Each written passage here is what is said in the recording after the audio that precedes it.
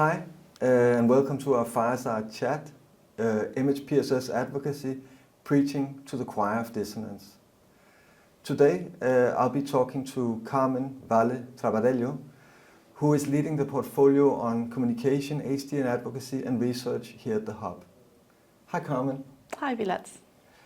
I was wondering if I can pick your brain for a couple of minutes. And if we start with the frame we've chosen, preaching to the choir of Dissonance, we were talking and we were suggesting a bit of a paradox or dilemma in the sense that the broader MHPSS community on one and the same time have huge consensus that mental health matters. Yeah. On the other hand, super diverging opinions when it comes to defining what mental health actually is. Yeah. You authored a policy brief. It was entitled, if I recall correctly, Mental Health More Than a Brain. Yes, exactly. Yeah. Could you take off from there and maybe explain a bit about, like, as the MHPSS Hub, how do we define mental health? Yes, definitely. And I think it's a good place to start, because the reason why we did that policy brief is because the language in recent years have really moved a lot about brain health and more the neurological conditions that are part of the broader spectrum of what is mental health. So it made sense for us to clarify what is brain health, which is really important, an essential part of our work, but mental health is much more than that. So when we define mental health in the Hub, we follow the same definition the WHO and other main organizations, focusing on the fact that mental health is a really broad thing. And the easiest thing for those listening is to think about your own well-being. You can't say you have well-being just because you don't have any diagnosis. You might be absolutely free from mental illness and yet have insecurity, financial insecurity that is making you feel really unsettled. You might be going through distressful moments. You might not have social support. So that is what we call mental health, is that fundamental capacity to operate as a human being in a mind state that is stable and that it's good enough, where you have social components, where you have economic stability, where you are able to operate at a cognitive level, is all of that. So it sounds really complex, but in reality what we want to do is to move away from this idea that diagnosis is all that matters. And that if we just focus on giving treatment for mental illness, we are achieving mental health. That is not true, and I think many of us can definitely relate to not being well despite not having a specific problem. That applies to our sector very much. So if we want to be effective MHPSS implementing agencies, we can't just focus on the health part of our work, which is obviously fundamental and we want to do, but we also have to work with shelter, we have to work with protection, we have to work with all of the psychosocial elements of mental health as well. So as a follow-up question, because I mean there has been kind of an inflation of using, like, outside of our little MHPSS orbit, or let's say global MHPSS orbit, there's been a slight inflation of self-diagnosing and using diagnosis. Do you think those two kind of correlate or feed each other? I think so. I think it's what we are seeing in our community is a reflection of the broader social change. And I have to say, there was a moment that I was very excited about, to see social media taking on the issue of mental health. And I still think this is really positive, that we are being able to have conversations about mental health in social media that we used to be very skeptical to have. It was very taboo to talk about mental health. So that's really positive. But because social media works as it works, and algorithms do what they do, then we've gone to a little extreme where it's almost mandatory for our youth to be able to diagnose themselves with something and to have that very strong focus on brain. So you hear a lot of content on social media about, oh, my brain is like this, when we've been fighting from the mental health expertise for years to say, well, your brain is one thing, but you can modify that through social supports, through good habits, through sports, through eating properly, through social networks. So it's a very narrow way of understanding it, and it's very deterministic. The brain works or doesn't work, and there's nothing I can do about it other than medication. That's definitely far from the reality of the beauty of mental health, which is so multifactorial that we can do a lot of things about it in addition to health treatment, of course. We still have like a fighting chance. But let's move on to another, I don't know if you can call that a dilemma, but at least it's something that we have discussed in the context of our work together, you as my line manager. It's the fact that there's also a very, very clear consensus that we need to do advocacy about mental health, right? But it's as if sometimes everything and anything is advocacy. Yeah. As a professional, could you give us a kind of like, outlook about like what are the methods, what is actually happening, and how do we need to engage? Yeah, you're so right. And I think that reality, we face it in two different streams. One, we have a lot of colleagues thinking they don't do advocacy, and then when you talk to them, it's like, oh no, that's advocacy. And then we have a lot of instances when we think we're doing active or effective advocacy and we're actually not doing the real work of advocacy. So for us, it's really important to go back to what advocacy is and what is it for. And the reality is that what we want when we do advocacy is to influence. We want to influence those who have the capacity to make decisions and create changes to do what we need them to do. Yeah. So we need to identify clearly what's our problem, who has the solution to that problem, and what do I need to convince them to do, not to know. And I think that's when often in advocacy efforts we fail a little bit short. We provide information. We say MHPSS, mental health is important. And then you have to think about the person on the other side of that conversation saying, sure. What's your call for action? I agree. Yeah. So what do I need you to do? Not just to know. I need you to know that this is important, but what do I need you to do? And that is the core, I think, of advocacy. So that capacity to influence, it's what it is. How do you do that? In a myriad of ways. And it goes all the way from people protesting in the streets. That is a form of advocacy. That's not the role that we do, but it is a form of the continuum of advocacy. All the way to the other side of the continuum where we are having quiet diplomacy. And you're having conversations in meetings with individuals that you're trying to influence in a discreet way, for example. In the middle of that, you have social media campaigns, broad campaigns, but you can also have targeted use of media, not just a big campaign, but calling the media to say, hey, you need to inform about this issue, for example. We have mobilization of partners. We have gathering networks to create pressure and so on those who have the answers. So it's a lot that can be done, but in the core of all of that, we need to keep in mind two things. We need a position. That is the essence of advocacy. What is our position regarding a specific issue, an aspect, a problem to solve? Once I understand what is our position, for example, as the MHPSS Hub, what is our ask? And then is when you can actually engage with an audience, with the person who is going to hopefully provide that, to have a clear conversation on what am I asking from you. I mean, a couple of follow-up questions, because I find this quite interesting. And there's a lot of overlap in some ways to comms, right? Which everybody. But one thing I want to ask is, because what I think, seen from the outside and working with advocacy people, is they are often asked for a clear causality. Okay, so we do a joint statement, and then what happens, right? Yeah. As an immediate, like, okay, we put this out, and a donor would ask, or a board would ask. Yeah. And often it's a little bit more complicated than that. Yeah. Could you give us some words on that? Absolutely, and I think maybe what we miss sometimes in that way of seeing it is that the fundamental thread of successful advocacy and humanitarian diplomacy is trust. Yeah. Is building relationships. Yeah. And the trust that you build with a counterpart, with a decision maker, it can be built over years and years, and it can be lost in a second. Yeah. That's very important for us as the movement, at the Red Cross Red Crescent movement, when we're negotiating really delicate issues, and we have to be very careful to really nurture those relationships and make sure that we are having sustaining trust. So that might take time. And I think something that has been really inspiring to me is that over the years, I've had conversations with donors, for example, government representatives, where they've told you your efforts over the years, your sustained efforts during the years have worked. Yeah. We were not there, and I think MHPSS is a very good example. We were not there with MHPSS a decade ago. Yeah.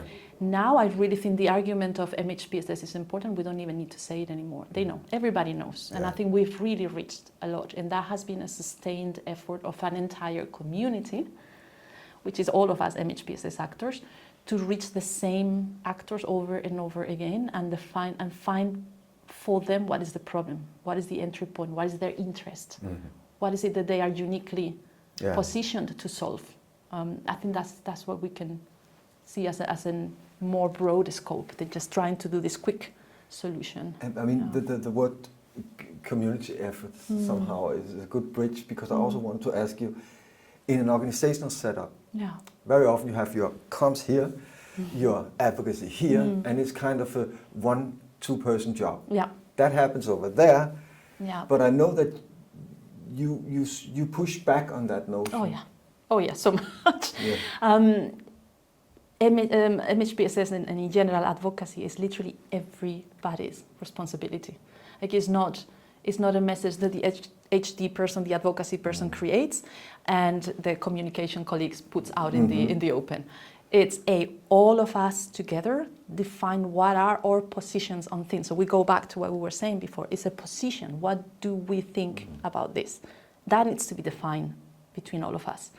And then advocacy is going to be built in every project, in every proposal. Every individual delivering projects and programs is going to be speaking to audiences on a regular basis throughout the lifespan of that project. So in a way, we all have to become advocates. We all have to understand this art of the advocacy and then carry it with us on every single thing that we do. Whether I am a program manager or I'm a technical advisor, everybody is doing advocacy, even without speaking, just by showing results, just by having the opportunity to send a report to a donor on how the project is going. What is the advocacy element of that report is very important. So, I do fight against that notion a lot, because it really is everybody's not only responsibility, it's also everybody's luxury. Yeah. How great that we can all contribute. A related question. And I think, again, there's an overlap with comms, right? So sometimes our organization takes positions for good reason that might not be popular with the audience. You know, for comms people, it plays out like, well, make it more funky and blue and blah, blah, blah. Yeah.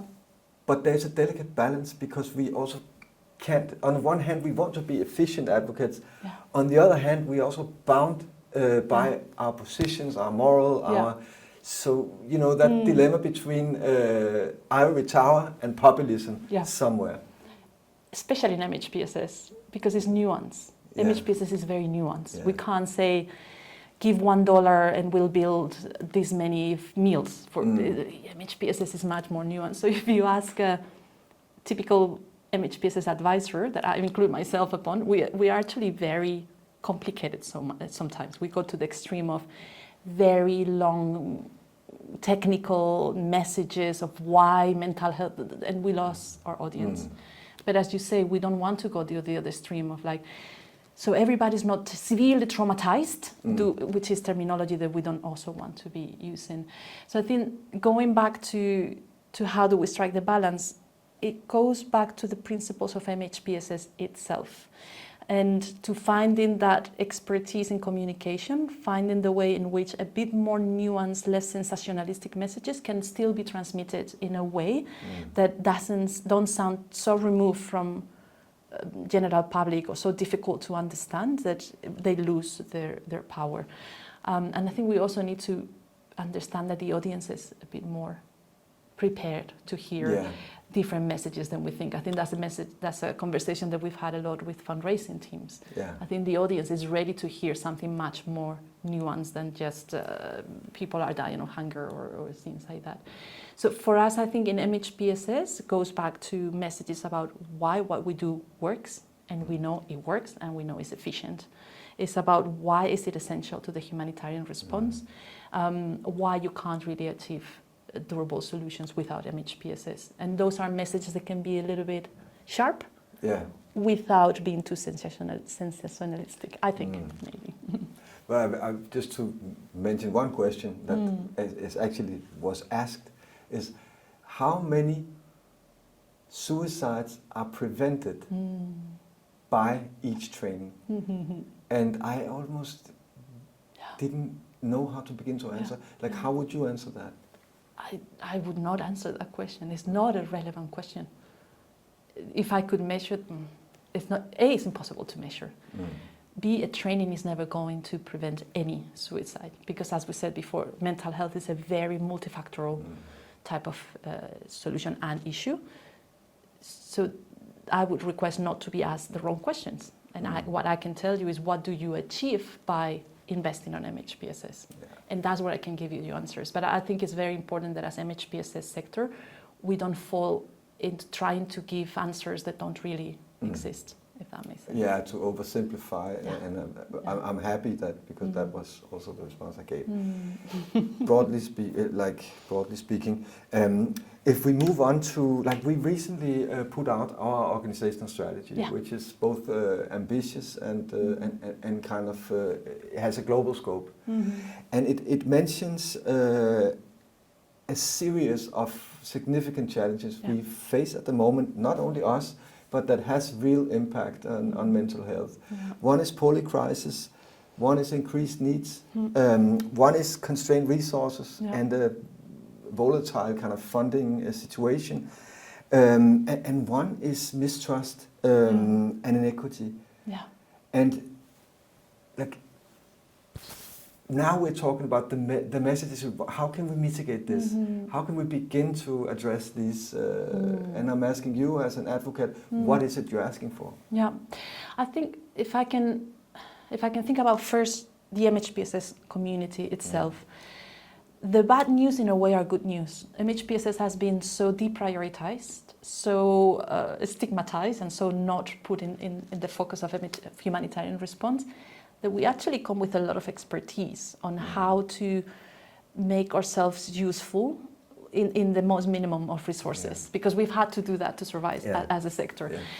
So I think for the MHPSS community at a programmatic level, I would just say keep doing what we're doing. We know, as I was saying, we know MHPSS responses are effective and they generate the solutions that we need. So the community needs to keep on doing, but it also needs to come together and advocate. And that's the part that we were saying before about being a community of advocates and having a joint voice that everybody hears over and over and over again.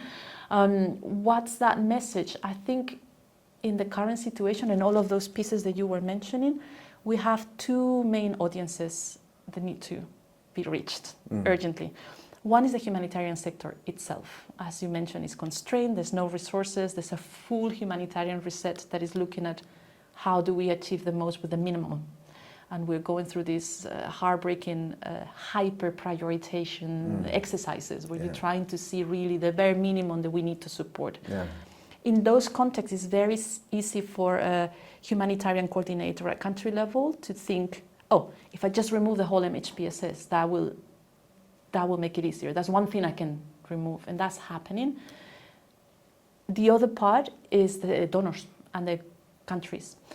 The interesting thing is that both of them have the same message they need to listen to, which is MHPSS is actually the backbone of the humanitarian response. Every other actor, those coordinators at country level, are going to see their humanitarian response being more effective if they dedicate the necessary resources to MHPSS.